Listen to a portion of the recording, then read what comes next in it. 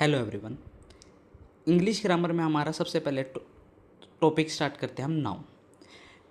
Definition of noun व्यक्ति, वस्तु, जानवर, स्थान, अवस्था, गुण या किसी अन्य चीज़ के नाम को हम संज्ञा कहा जाता है, जिसे हम हिंदी में बोलते हैं संज्ञा।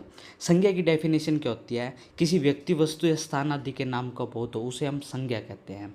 वैसे ही हम इंग्लिश में noun is a naming word. Person, place या थिंग, किसी चीज़ के बारे में अगर हम बताते हैं तो वो होता है नाउन। जैसे कि animal, place, state, quality, anything, living, non-living is a noun, such as India, book, boy, beauty, honest, gold, water, jury. Community के बारे में बात करें, ग्रुप के बारे में बात करें, डिज़ायर के बारे में बात करें, फायर, होप, एक्सेट्रा, इसे हम क्या बोलते हैं? इसे हम नाउन बोलते हैं।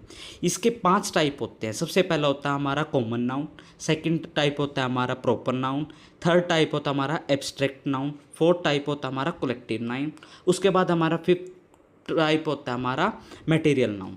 अगर हम सबसे पहले कॉमन नाउन की बात करें, जिसे हम हिंदी में बोलते हैं जातिवाचक संज्ञा।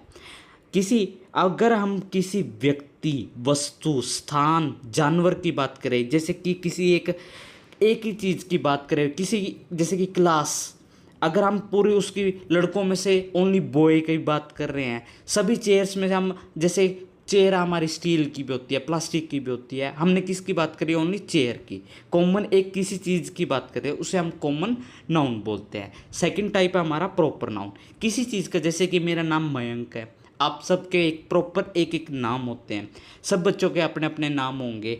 तो हमारे जैसे गंगा, द गंगा एक प्रॉपर नदी का नाम है। अगर हम हिमालय की बात करें, एक प्रॉपर एक पर्वत का नाम है।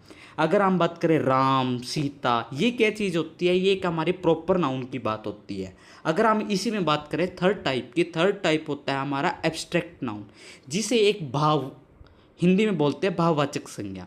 ये क्या होता है? किसी की व्यक्ति की गुण, अवस्था, दशा, स्वभाव, उसके बारे में बताता है एब्स्ट्रैक्ट नाउन। जैसे कि कोई ज़्यादा गुस्से के बारे में बात कर रहा है या किसी प्यार से बात कर रहा है, ये क्या हो कि उसकी भावनाएं हैं। जैसे कि it refer to the thing has to no physically property such as. अब इसमें कह रहे हैं कि वो भाववाचक क्या होते हैं? जिसे हम छू नहीं सकते, उसे हम बोलते हैं भाववाचक संज्ञा, यानी कि इंग्लिश में एब्स्ट्रैक्ट नाउन।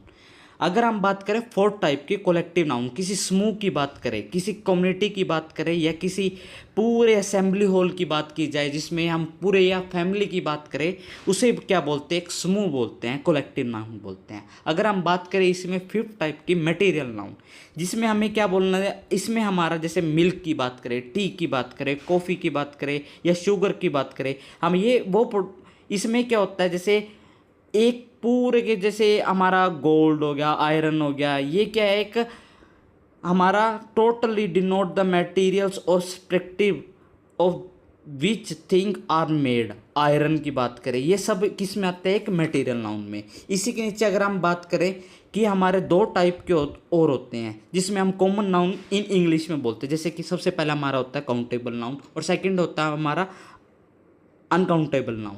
सबसे पहले अगर हम काउंटेबल नाउन की बात करें, a noun which can be a made a plural is a. Countable noun वो चीज़ होती है जिसे हम गिन सकते हैं, जिसे हम, जैसे कि हम इसमें एग्जांपल दिया गया होगा बॉय या गर्ल, ये chair, table, car, dog, idea, जिसे हम गिन सकते हैं। इस अवस्था में नाउन के ए एन द की अवस्था के अनुसार इस्तेमाल किया जा सकता है। इसे हम, जिस चीज़ को हम गिन सकें उसे हम काउंटेबल बोलते हैं, जिसे हम गिन नहीं सकते वो होता है हमारा अनकाउंटेबल नाउन। जैसे कि हमारे पास लैंग्वेज, हेयर आप अपने बाल नहीं गिन सकते ना, तो अनकाउंटेबल। वाटर हो गया, जैसे इसमें फर्नीचर, इंफॉर्मेशन की बात करें हम, जैसे कि ये सब, ये क्या होती है? अनकाउंटेबल नाउन की उसमें यूज़ होते हैं।